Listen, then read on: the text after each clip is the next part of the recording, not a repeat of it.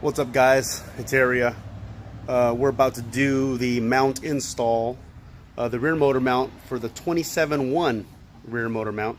We're gonna get that installed right now. We'll drive it for a few weeks and then give you a review what we think about it.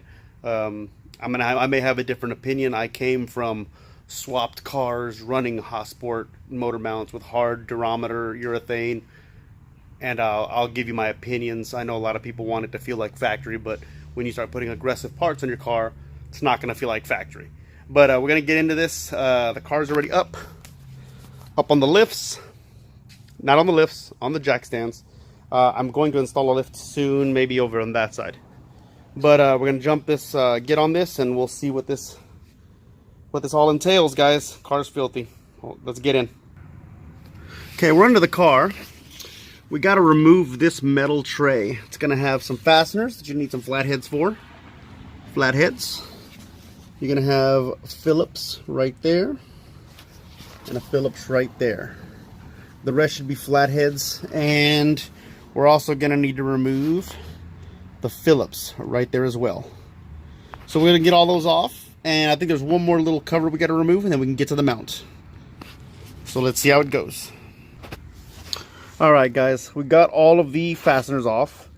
Now it looks like all of these are Honda quarter turn fasteners, which is really cool. You just turn them a quarter of a turn and they pop right off. And then this bad boy, you're gonna pull it towards the back of the car, and there we go. Boom.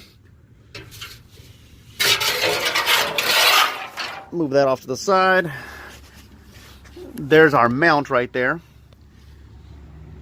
Now the issue that you have to overcome is you are going to have to loosen this bracket right here, because the bolt is behind this that holds the mount, and we can't get to it because it's covered up by this plastic.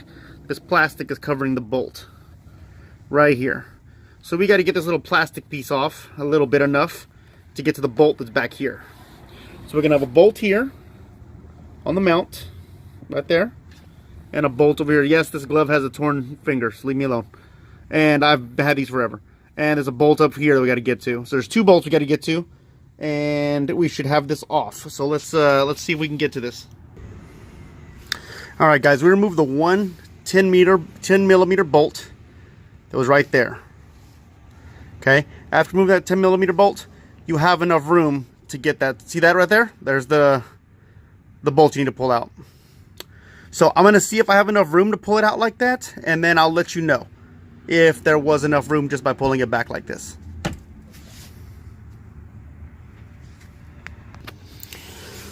Okay, guys, after looking at this, I forgot I wanted to go ahead and do this bolt first, which is on the main part of the mount.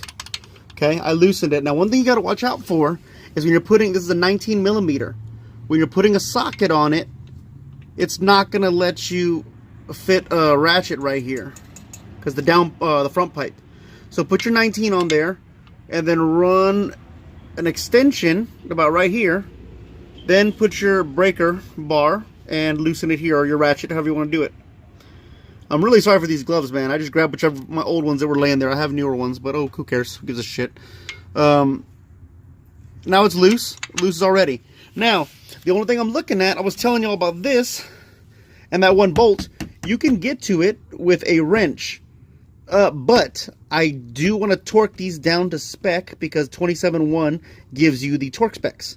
So I want to torque this to spec. So I'm probably going to have to remove a couple of clips so I can have more space for the torque wrench when I get to that part. Looks like I'll probably have to remove one, two, maybe two clips. Maybe only two. We're going to see right now, and I'll let you know. Alright, guys, sorry the camera cut out for a second. So what I ended up doing here is there's two clips in these little recesses. One here, and go across the middle. One right here. Remove those two clips. Then towards the back, near where your exhaust is, you have a 10 millimeter there, a 10 millimeter there, and the other two are on the opposite side, the exact same locations. Right by the middle, see, because there's my exhaust. Bam, MAP exhaust, baby. Anyways, once you remove all those tins and that those 2 clips, now look at all this room. See all this room? You can put a torque wrench in there. You put whatever you want to loosen that 17 millimeter that you have up in there. So I'm going to do that, and we'll get this mount out of here. All right, guys. So we got that bolt out. It's right here. It's already loose. Bam. 17 millimeter.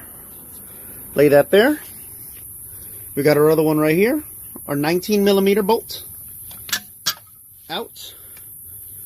Lay that down. And the mount should come straight towards you. There it goes. Towards you and down. Just like that. Towards you and down. You can see the way it looks. Bam. So we're going to be flat. The big side flat. The circle side towards you. So let's go grab that 27-1 and line her up. Alright guys, so we had said we had the old mount out. The camera kept cutting out, so I went ahead and reinstalled the new one in its place. Now the way this one works is the small side on the factory goes towards the motor and the big side goes towards the car. But now on the 27-1 it's opposite. The big side goes towards the motor and the small side goes towards the car. Anyways, it's opposite if I said it wrong. Let's move this old mount out of the way. Now, it only fits one way. I noticed that mine only fit with the 27-1 logo upside down. I would like it better if it fit the opposite way, but there's a shape of the other end where the T-bone is. If you flip it upside down, it is not going to fit in that slot and fit in here at the same time at all. Not even close. Believe me, I fiddled with it forever thinking the logo was supposed to face the right way. So, now, I see that Redefine is upside down, and we got this in. We got that in. It fit perfect like it's supposed to. You do want to button, I did tighten all these up. Your 17 here, your 19 here, okay? I believe the front 19 is 50 foot-pounds. Let's see. 27-1 actually states it on the mount, which is cool. I believe you could see it right there. They give you the foot-pounds here and back there, towards which bolt you're going for. And they even tell you, towards engine, towards car. They tell you which side it's going towards car, towards engine, and the foot-pounds. So, 50 foot-pounds, 19 foot-pounds. I mean, sorry, 65 foot-pounds. 50, 65. The issue I ran into is this 19 millimeter bolt. I could not put it back in the hole with this front pipe.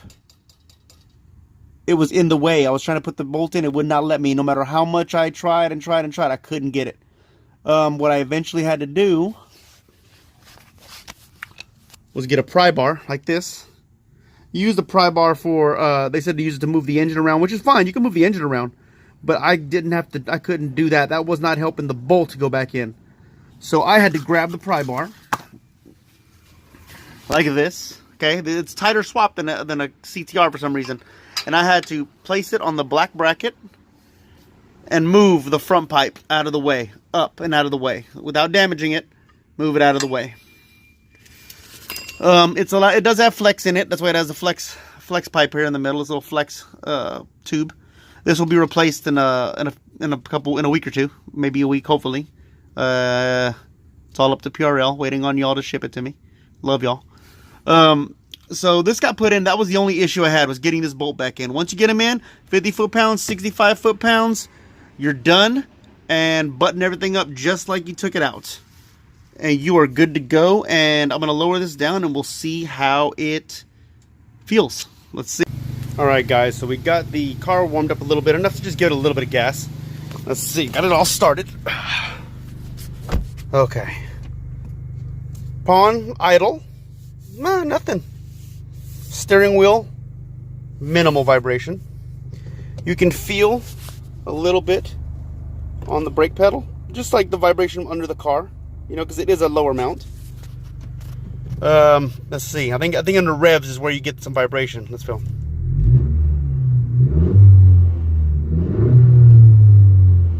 Oh yeah, you can feel it on revs, but it's the price you pay. You feel it more on your feet, I think. So let me see. Yeah, I feel it under my butt. But the good thing is, being that it's a lower mount, on most cars that are swapped, all the upper mounts are reinforced. So therefore, your steering wheel is vibrating all the time. Your dash would be vibrating. And everything would all be vibrating. But now it's just the lower. And there's no vibrating, but you can feel the exhaust. So now when you rev and you hear the exhaust, you feel the exhaust. So no, I don't feel any excessive vibration.